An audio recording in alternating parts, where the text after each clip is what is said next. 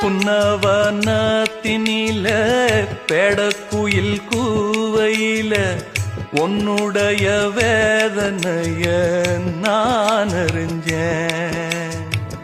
பொங்கலத்தில் மாலையிட ஒன்னிரண்டு தோழத்தோட என்ன தவம் செஞ்சேனோ என் மாமா.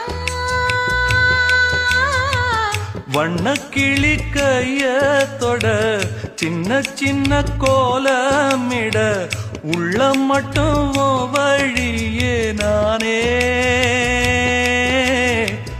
உள்ள மட்டும் வழியே நானே.